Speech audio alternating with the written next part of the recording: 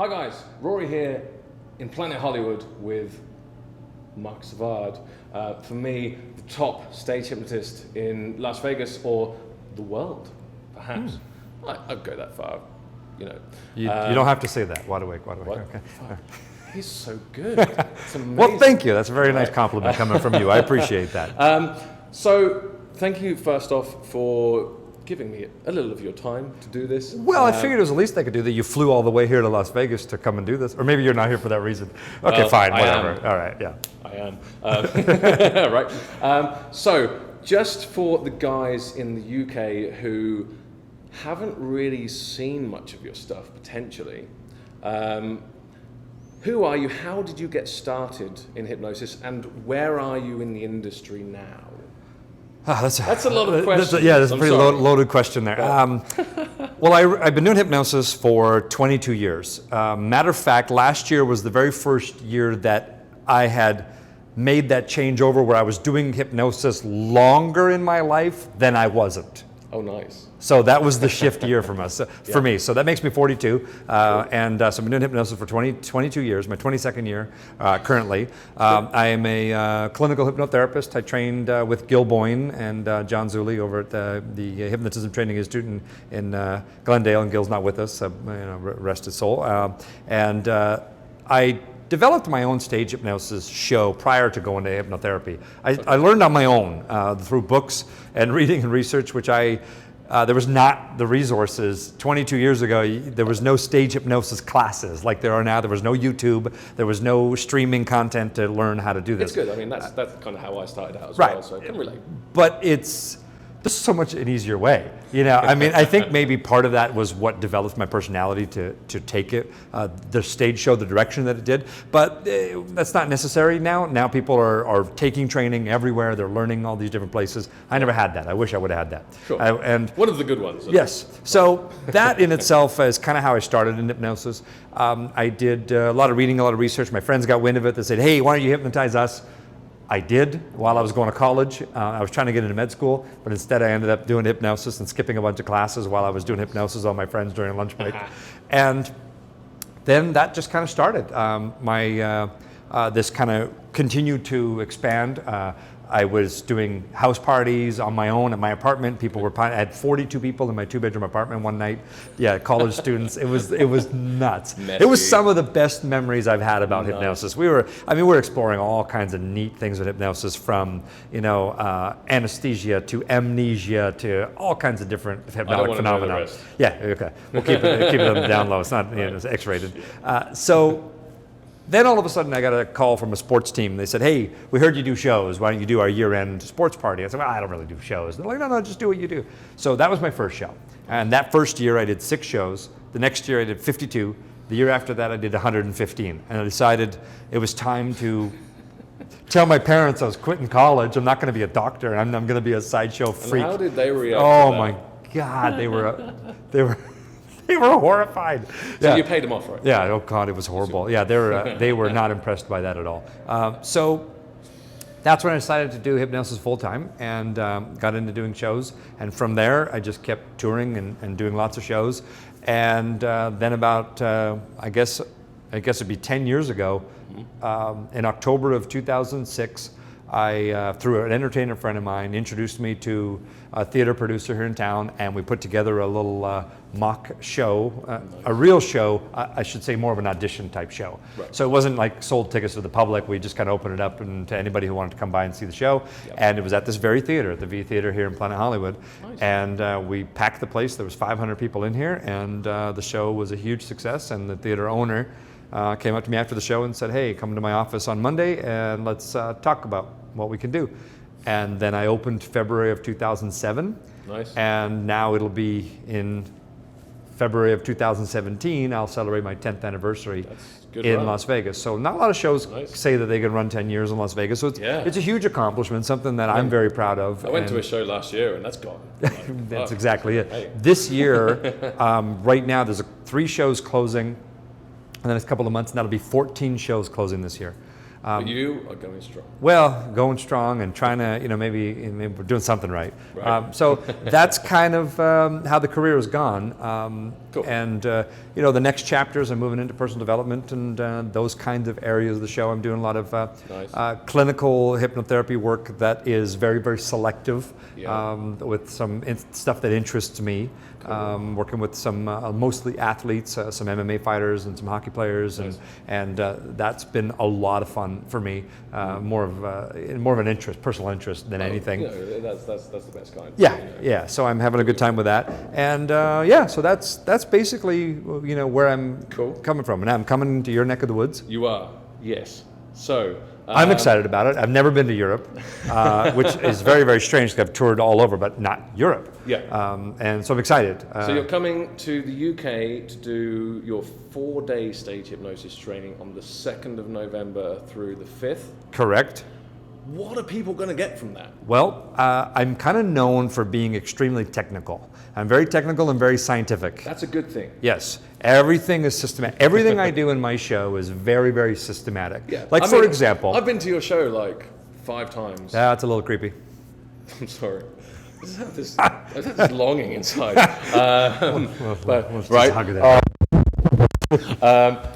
It's pretty much a similar show every time. I mean, there are different bits that you seem to tweak to make it, to keep it going, to keep it flowing. But all in all, it's very solid. You have it down like... I've never seen someone with a hypnosis show that is just bang on every time as yours is. Well, that developed over time. I'm sure. Because when I started doing the show, I was very off the cuff. I did all kinds of routines, like most hypnotist shows. I'll throw this in, throw that in, throw this in, throw that in. I have never been more structured, and it's not because I'm choosing to be, it's because that's what works. I take the best jokes, the best routines, the best everything, because the crowd's different every night. Sure. Tonight was a little unusual, a lot of hypnotists there, but right. Like last night, for example, I said, who's seen the show? 2 people clap. So it's new material to everybody else, except these 2 people, and sometimes we modify a little bit for that. But I'm very, very technical, and everything that I do has a reason. There's not something that you can't ask me about the show, why I did that, where I go, I don't know. Like everything. Why is that specific word there? Perfect, exactly. And I know exactly why that is there. For example, like there was a what I call a little bit of a troublemaker, a heckler that came up tonight. And somebody asked me after the show, another hypnotist said, well, why did you wait so long, his 3rd offense, before you kicked him off? And the reality is, not all the audience hears what he's saying and what he's chirping on stage. So, but they hear me because I have the microphone. So I can say, hey, dude, you be quiet, or you being a dickhead, or whatever it is. The audience is going to turn on me. On you, because But if I let him incriminate himself to the point where the audience hates him first, then I have permission to do whatever I want with him and say whatever I want and get him off stage. So it's systematically... He did that. Yeah, and exactly. He can't help himself. So you wait, and that's what happens. So I teach a lot of stage management, a lot of comedic time and comedic management, because hypnosis is really the easy part. Structuring and building the show is where this challenge starts coming, and that's what makes hypnotists individual from each other. Yeah. We all know how to hypnotize. Everyone's got a different technique. Everyone's got a different style. We can know how to get from point A to point B. But hypnosis is entertainment business. There's more to what's happening on stage, such as how you're structuring suggestions, how much physical contact I'm using with suggestions, how I'm triple loading suggestions, or 4 times loading, or 5 times loading. For example, like the river dance routine that I do. I say, person I'm touching right now, you're going to hear this next piece of music. The Mexican jumping beans in your shoes have become active. Well, that's one suggestion.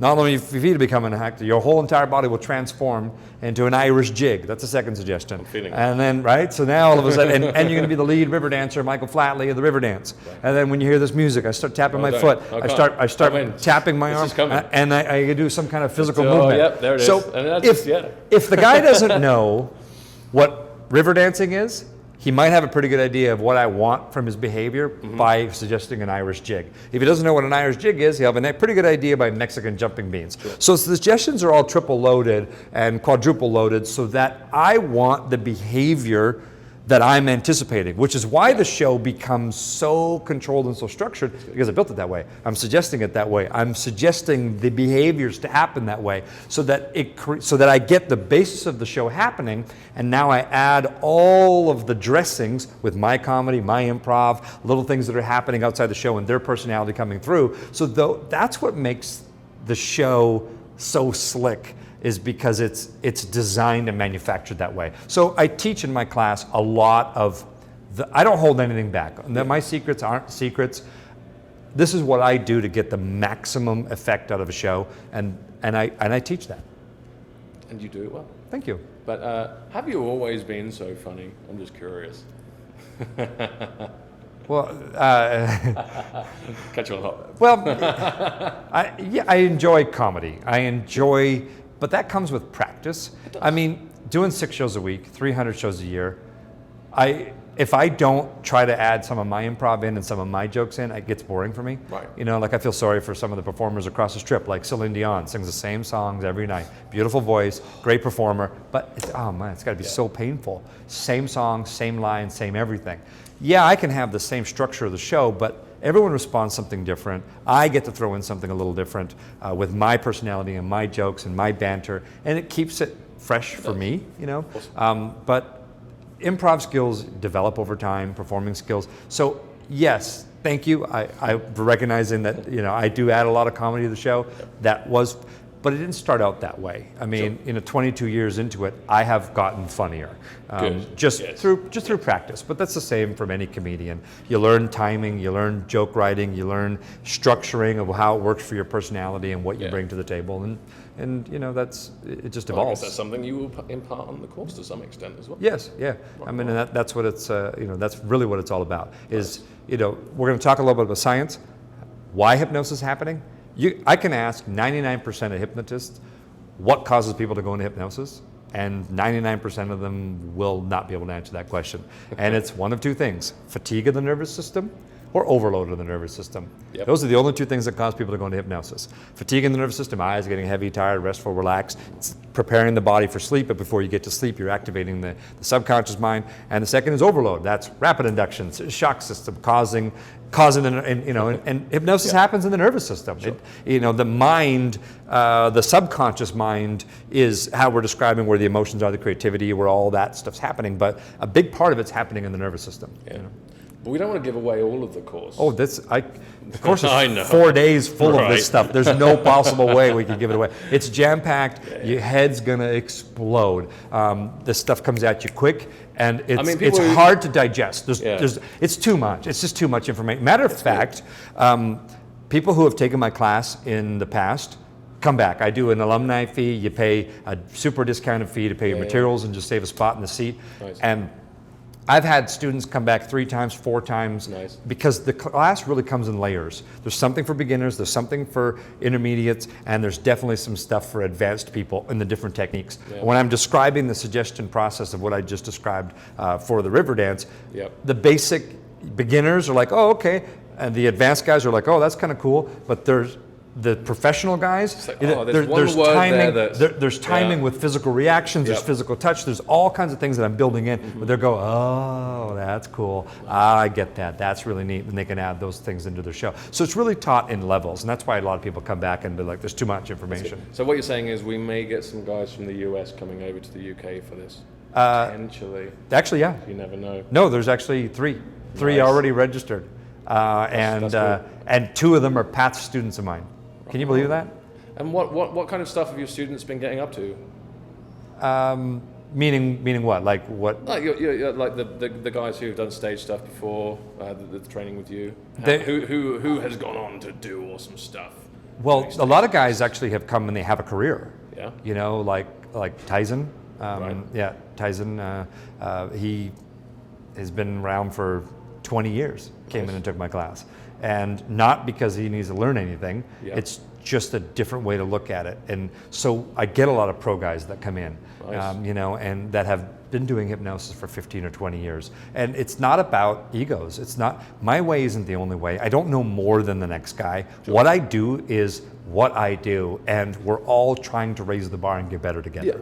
Yeah. And this is just hypnosis through my set of eyes. Nice. It's my career, 22 years of my experience, and I'm just going to give that to you. And then people come in and they share some of their things. So a lot of class stuff happens, or a lot of learning happens in the class, but it also happens in the lunch breaks. It also happens in the coffee breaks, and in conversation and of what's in the happening. Relationships that you make and then with they continue to do that.